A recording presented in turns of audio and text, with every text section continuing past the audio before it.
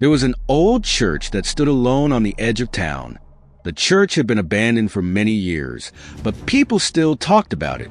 It was a tall, stone building with broken windows and a rusty gate that creaked every time the wind blew. The doors were locked tight, but people could feel the cold air seeping out from the cracks. The church had a dark reputation. They said whoever went inside never came back. No one really knew why, but the stories about the place were terrifying. Everyone in town avoided the church, especially at night. They called it the death trap. And for good reason. People whispered about strange things happening there. Sometimes, at night, people said they heard sounds coming from the church, like soft whispers or the faint clanging of bells. Others swore they saw shadows moving around inside, even though the doors were always locked. But the scariest part of the story was the nun. The legend went that a nun once lived in the church. She was kind and gentle, but something terrible happened to her. Some say she was killed, while others say she went mad and disappeared. Whatever the truth was, one thing was certain.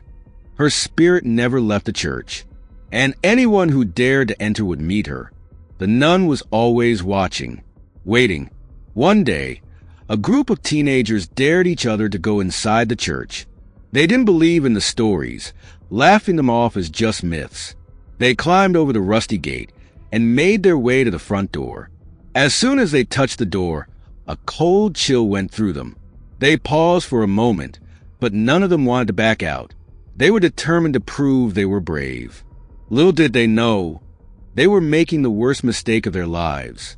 As the group of teenagers pushed open the door, a loud creak echoed through the empty halls of the church. The air inside was thick with dust, and the smell of something rotten hit them immediately. They covered their noses and stepped inside. The wooden floor beneath their feet creaked with every step they took, and the walls were covered in old, torn paintings. Everything was quiet, too quiet. They moved deeper into the church, their flashlights barely lighting up the dark corridors. The deeper they went, the colder it became. One of the boys, Jack, felt something brush against his arm. He jumped, but when he looked around, no one was there. He laughed it off, but deep down, a knot of fear was beginning to form in his stomach. The others felt it too. They could sense that something was wrong. They reached the main hall of the church. It was huge, with tall pillars and a ceiling so high they couldn't see it in the dark. At the front of the room was an old altar, covered in dust. Behind the altar, a large wooden cross hung on the wall. But something was off. The cross was crooked, like it had been knocked loose. And that's when they saw her. Standing in the shadows, behind the altar, was the nun. She was dressed in a long black robe, her face pale and hollow. Her eyes, black as night, stared straight at them. She didn't move, didn't make a sound, but her presence was enough to make their blood run cold. The group froze. No one dared to speak. The nun just stood there, watching them. Slowly, she began to move, gliding towards them like a shadow in the night. One of the girls, Sarah, screamed. Her scream echoed through the empty church, bouncing off the walls. The group turned and ran, their footsteps loud and frantic on the wooden floor. But no matter how fast they ran, the nun was always behind them. She didn't run, didn't chase them. She just appeared, always a few steps away, always watching. They reached the front door and yanked it open, stumbling out into the cold night air. They didn't stop running until they were far from the church. They collapsed on the ground, gasping for breath, their hearts pounding in their chests. But even as they caught their breath, they could still feel her presence. It was like she was with them, even outside the church. The group swore never to go near the church again, but the terror they felt that night never left them. They couldn't sleep, couldn't eat. Every time they closed their eyes, they saw her, the nun, with her hollow eyes and pale face, watching them. It was as if she had marked them, and they knew they couldn't escape her. One by one, the group began to disappear. First, it was Sarah. She was found in her room, cold and still, her eyes wide open, staring at the ceiling. Then it was Jack. He vanished without a trace, leaving behind only his flashlight, which was found at the church gate. The others were terrified, but they didn't know what to do. The nun had warned them, and now she was coming for them. The remaining few from the group were haunted by fear, unsure of when the nun would come for them. They tried to forget what happened in the church, but it was impossible. Every night, they heard whispers, saw shadows in the corners of their rooms, and felt an icy chill even when they were alone. It became clear that the curse of the church had followed them home. The nun wasn't just haunting the church, she was haunting them.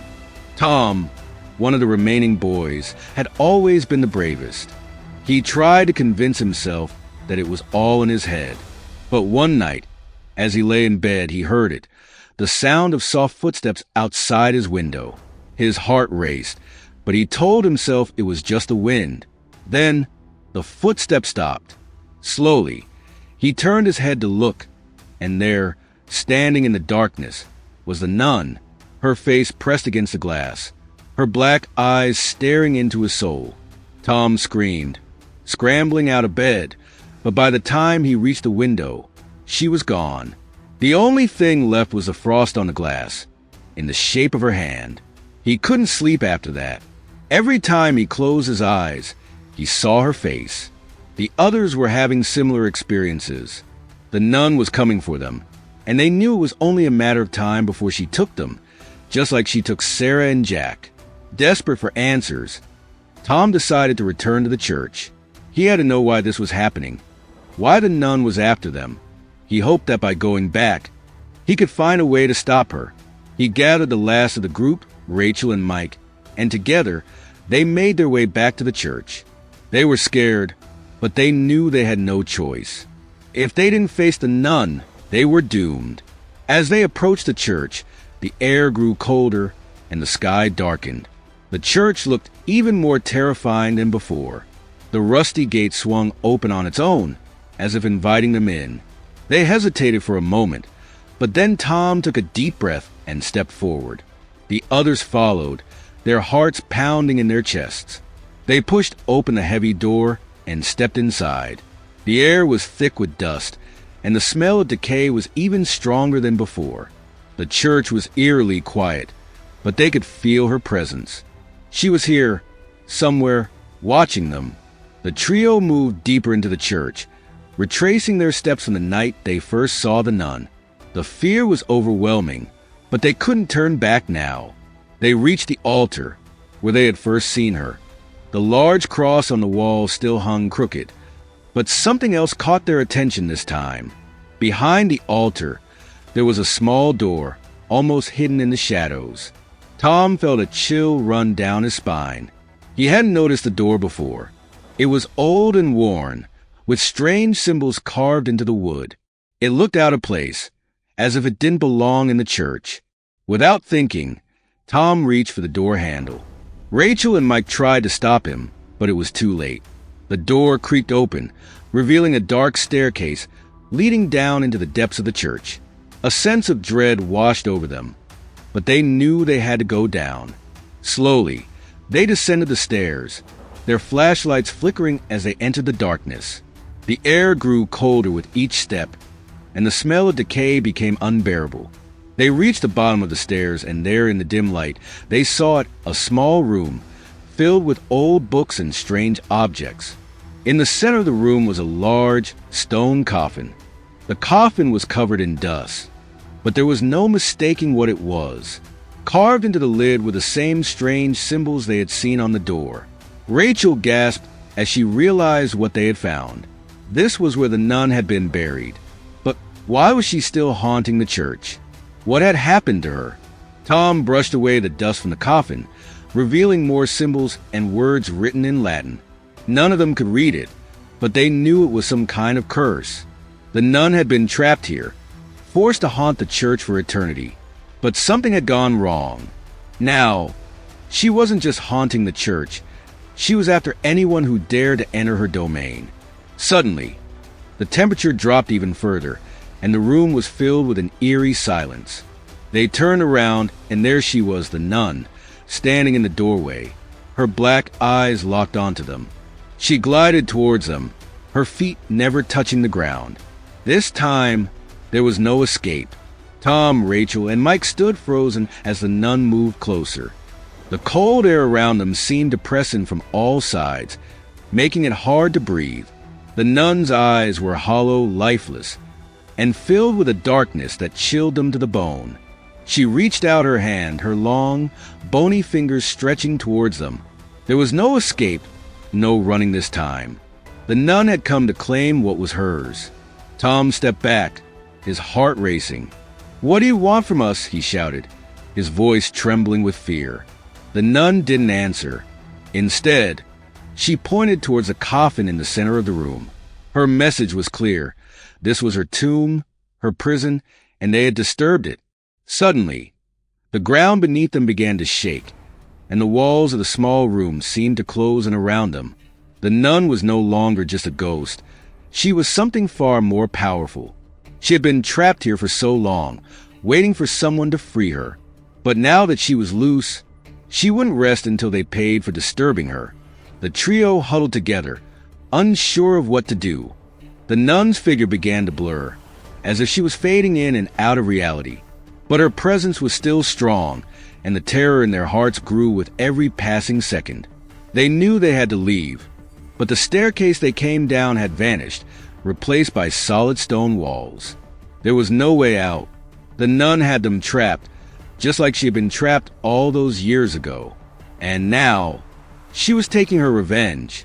The walls of the small, dark room seemed to close in tighter with every second. Tom, Rachel, and Mike stood paralyzed with fear as the nun hovered closer, her cold, lifeless eyes fixed on them. And the air felt so thick it was hard to breathe.